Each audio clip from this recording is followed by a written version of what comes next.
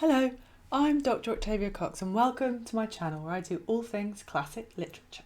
What is metatext and what is the metatextual? In this video today I'm going to provide a quick introduction to those terms. So I'm going to define and explain the literary terms metatext and metatextual, and I'm going to elucidate them using some examples. So in particular, I'm going to look at the novels Don Quixote by Miguel de Cervantes and Persuasion by Jane Austen. I'm going to look at poetry. I'm going to look at Horace's Ars Poetica and a much more modern poem by Billy Collins, Introduction to Poetry. And then I'm going to close by looking at some Shakespearean plays. I'm going to look at Romeo and Juliet, As You Like It, Hamlet, and A Midsummer Night's Dream. So what is metatext? Our modern day literary term, meta, comes from the classical Greek meta, meaning with, among, between, after, beyond, above, higher. It's a sort of amalgamation of lots of different kind of meanings for beyond, sort of above, extra, between, sort of on the boundaries and bridging. It's a very baggy kind of a term. So a metatext, therefore, is a text that goes with or beyond or among or higher than straightforward text. It is text that reflects on and analyses text. It is text consciously about text. And the metatextual is the quality of a metatext, so the quality of text analysing text. Metatext and metatextual are overarching terms, but underneath them are form, genre-specific literary subcategories. So metafiction or the metanovel. That is, as you might expect, fiction about fiction or a novel about novels. And similarly, you can also have metapoetry or the metapoetical, and that is poetry about poetry, or a moment within a poem that discusses what it is to be a poem, or what poetry ought to do, or something to do with poetry. We also have metadrama or metatheatre, and again it's quite easy to guess, that is theatre about theatre, or drama about drama, or a play about plays and performance. You can even have meta-criticism, and that is criticism about criticism. Earlier I said that metatext is text self-consciously or consciously about text. And why consciously? Well, it could be said that all text examines text, that all novels examine what a novel is, and all poetry in some way navigates the fact that it is poetry, and all theatre engages with itself in some way as performance. So all text in some way is an extension or an examination or a rejection of what has gone before. So for a text to be a metatext, it has to draw explicit attention to itself as text, analysing what it means to be text. The author has to have consciously drawn attention to the text as text. And there are many ways that a text might be metatextual. A text might be metatextual, for instance, because the author comments on their own creation, or because the author celebrates the form that they are using, or because the author addresses the reader or the listener, for example. Another question to ask yourself when you're analysing a metatext is why? Why might an author create a metatext? Perhaps to make a reader or listener or kind of receiver self-conscious about the process of consuming the text and thus reflect on what is being presented to them. And now for some examples. These are all genre specific, so I've grouped them into novels, poetry and plays, theatre. But they are all also examples of the metatextual, because the metafictional is metatextual, although the metatextual, of course, is not always metafictional. So, to start with an example of an author commenting on their own creation, I'm going to start with metafiction, or the metanovel, and often thought of as the first modern novel, Don Quixote by Cervantes, which was originally published in 2 volumes, part 1 in 1605 and part 2 in 1615. And part of the joke of the 2 volumes, of the whole novel, is that part 2 reflects back on the publication of part 1. And Don Quixote is often considered to be the kind of text of metafiction, so the original meta novel. And interestingly, this is a sort of a slight aside, although it's related, but interestingly, it's also simultaneously thought of as the kind of text of the realist novel, or realism too.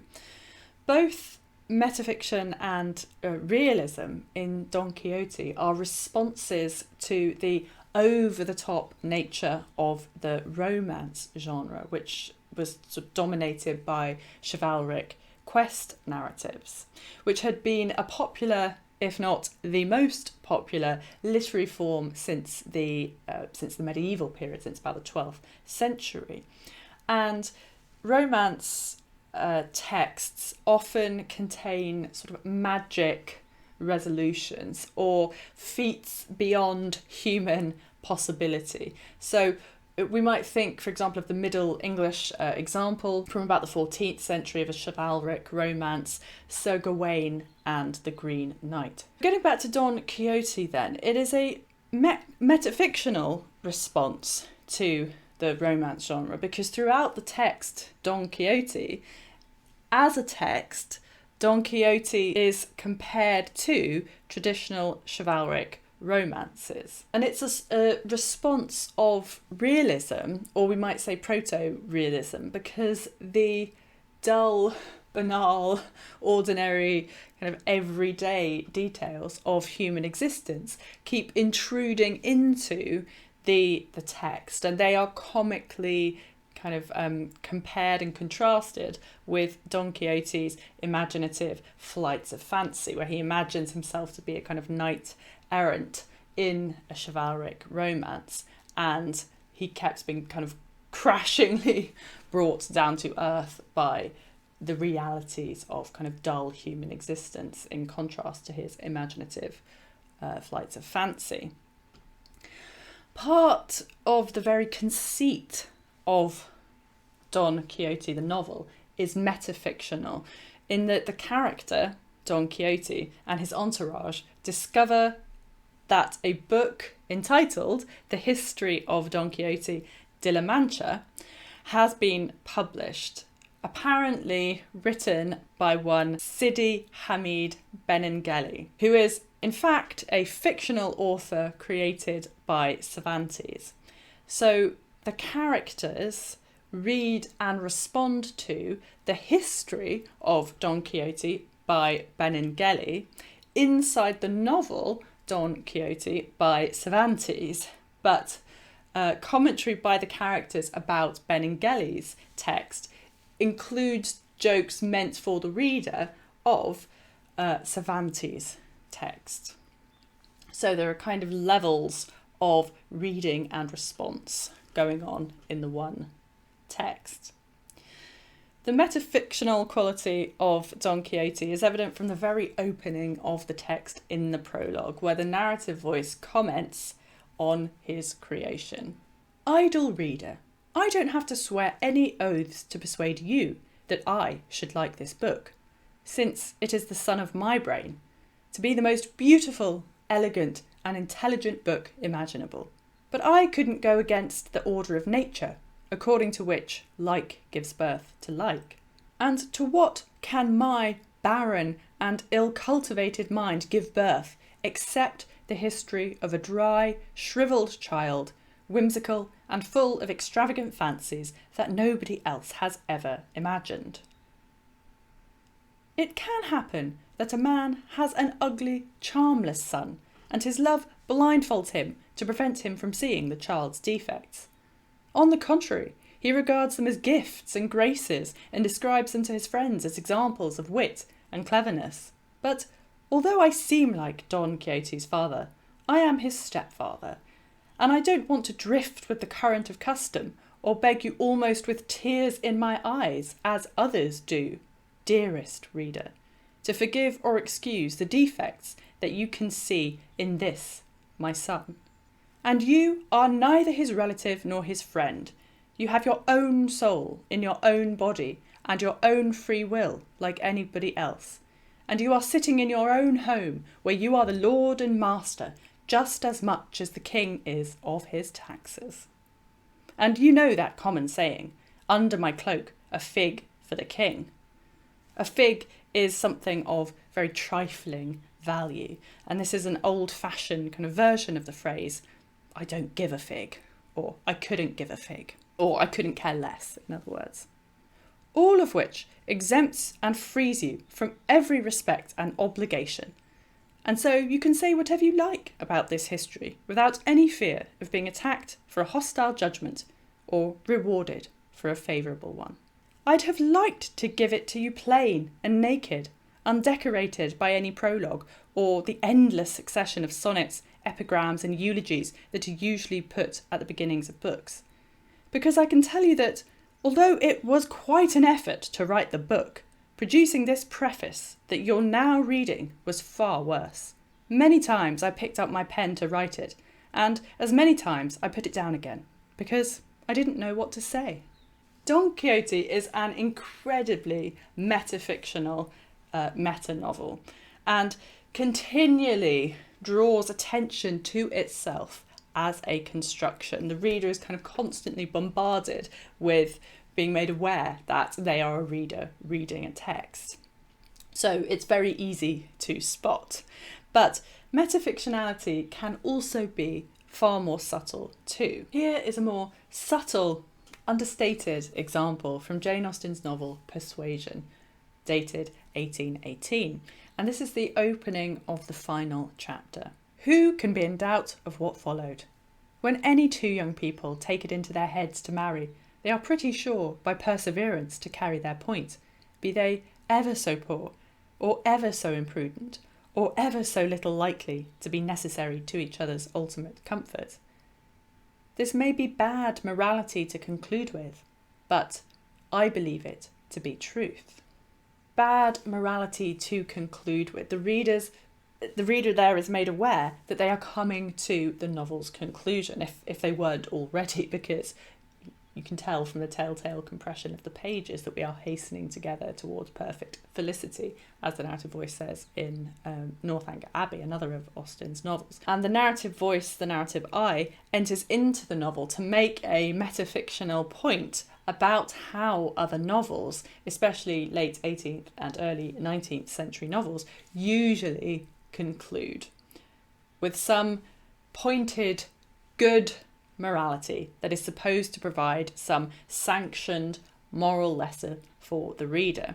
Novels of the Regency period were certainly not supposed to suggest to readers that young people merely through perseverance can be pretty sure to carry their point.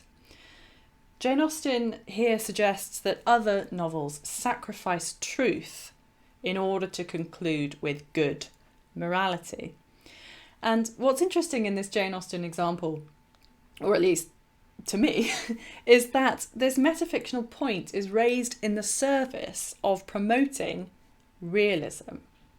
So the narrative voice enters, explicitly telling readers that the novel Persuasion is closer to truth, so is closer to a kind of realism than is usual in the novel genre. Metafictionalism and realism are not mutually exclusive, however kind of paradoxical that might initially appear to us. Now for some examples of metapoetry, or the metapoetical.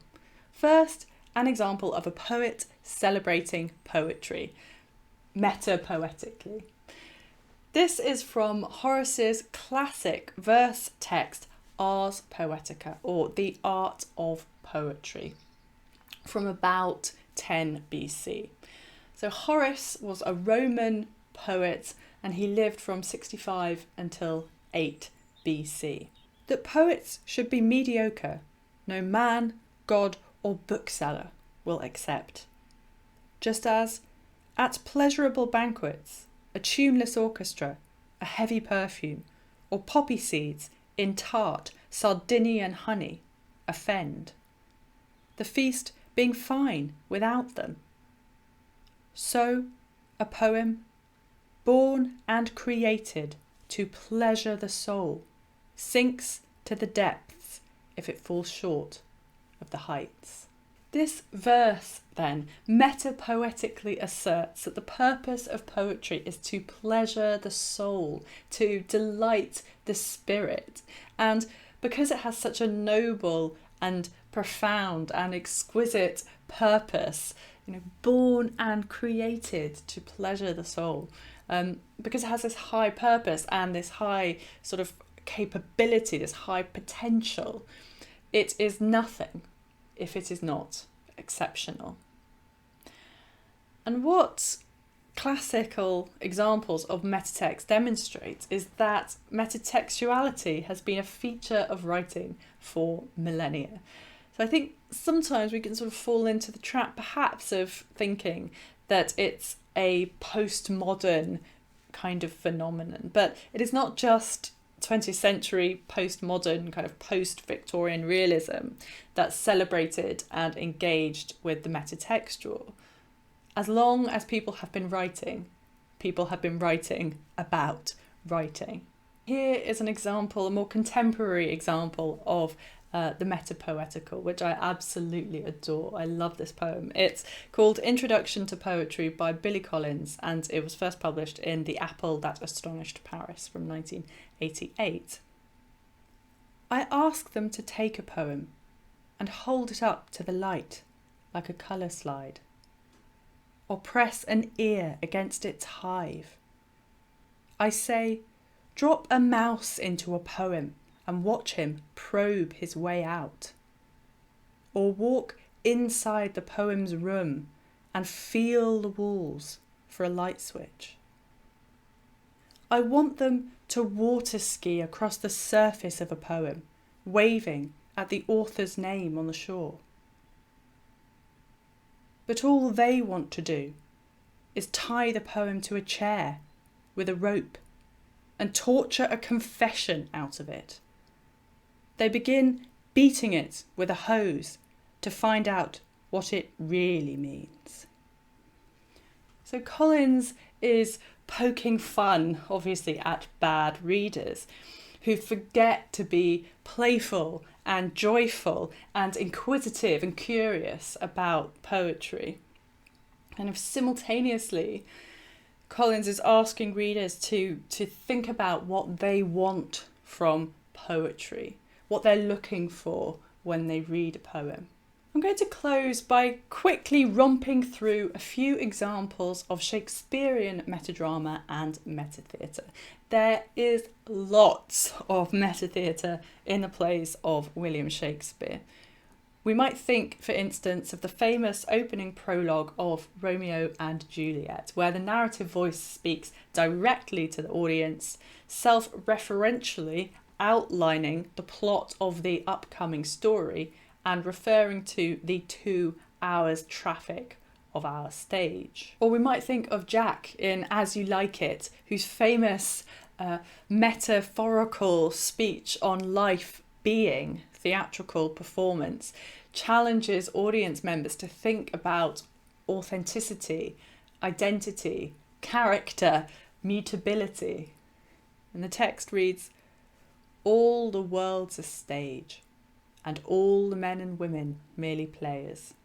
They have their exits and their entrances, and one man in his time plays many parts." Another type of Shakespearean metatheatre, which is more sort of embedded within the drama itself, metadrama, are the famous play within a play episodes, such as in Hamlet and A Midsummer Night's Dream. Hamlet hopes to reveal the guilt, the murderous guilt of his uncle Claudius, who Hamlet thinks has killed his father, had his father killed. And he hopes to reveal this murderous guilt by presenting Claudius a play called The Murder of Gonzago.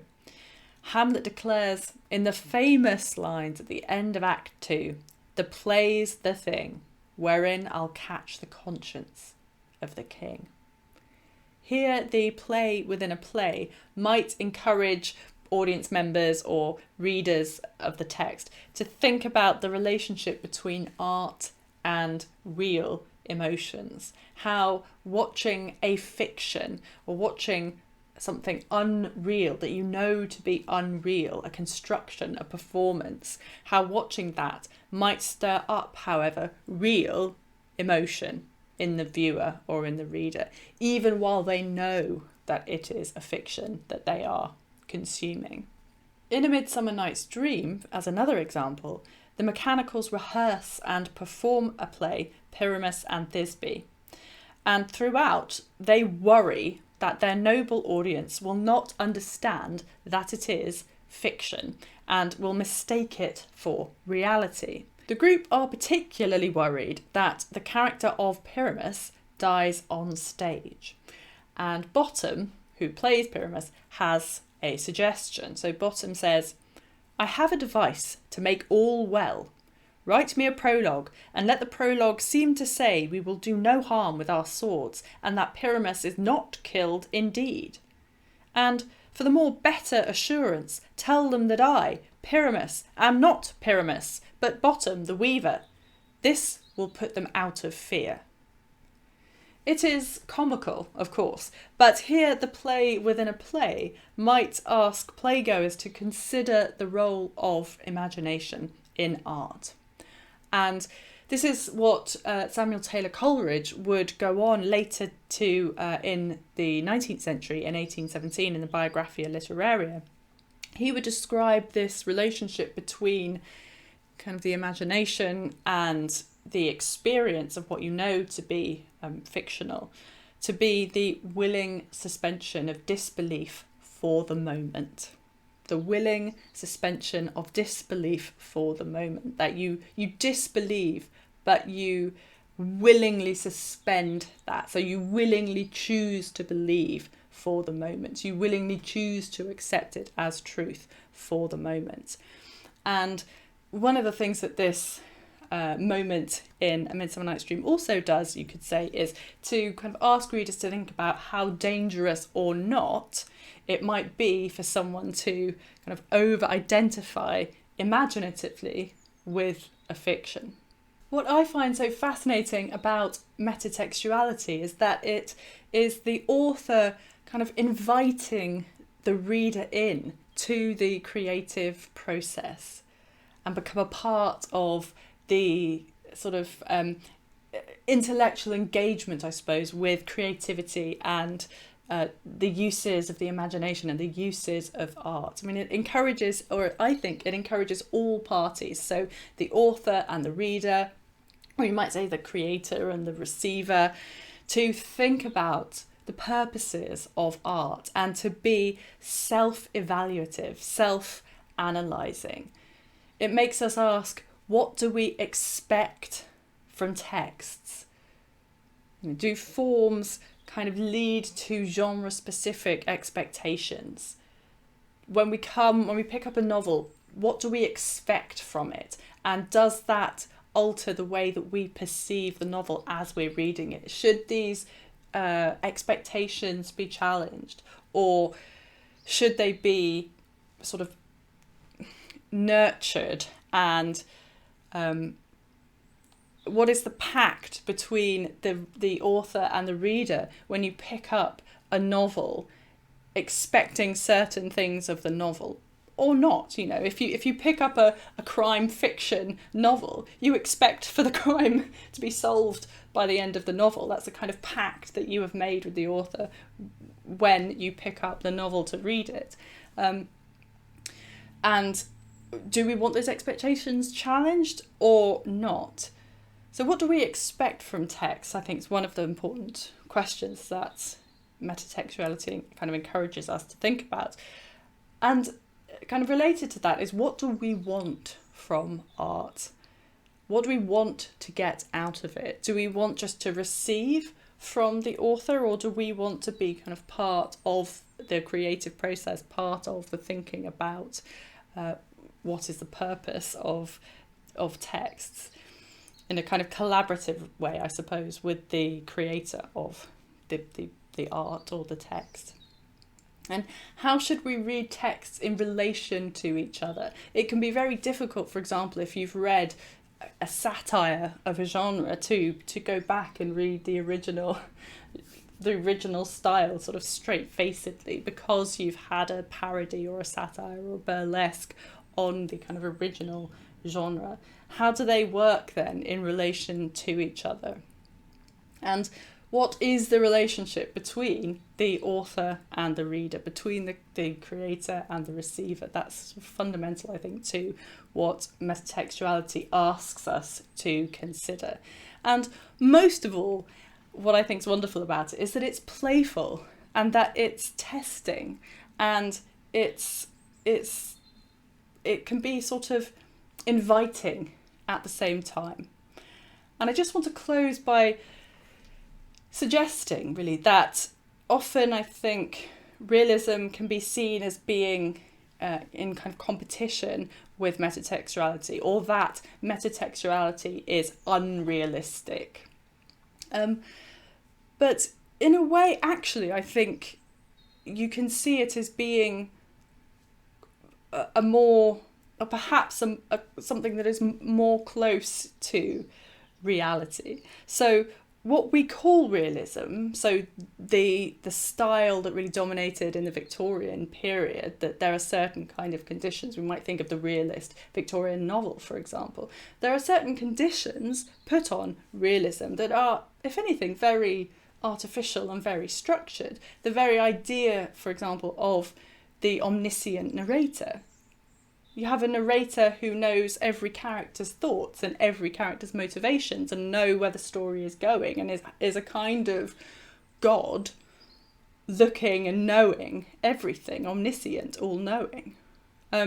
Now, you might believe in God, I suppose, and you might see all kind of narrative voices or all omniscient narrators as God, but sort of actually, in terms of construction, that's a very artificial way of presenting the lives of real people, because as real people, we don't go about knowing the motivations of every other person and the thoughts of every other person and seeing beyond what's going on in our kind of immediate sphere. So actually, as a representation of real life, although we call it realism,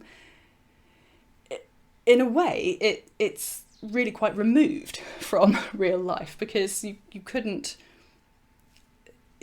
it doesn't kind of approach how an individual moves through their life.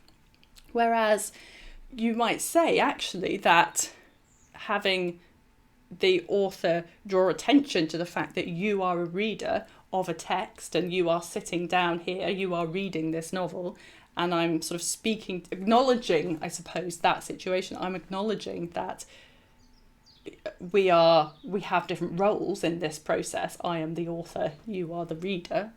That actually that is closer to the real way that text is actually being consumed. And if we think of theatre our kind of post-Victorian, post-realism way of consuming performances in the theatre, kind of traditionally, is that the audience sits completely in the dark, the actors on stage are lit up, and you don't break the fourth wall. So the actors don't engage with the audience just sits in silence, and everything that happens on stage kind of happens as if none of the kind of trappings of theatre were happening.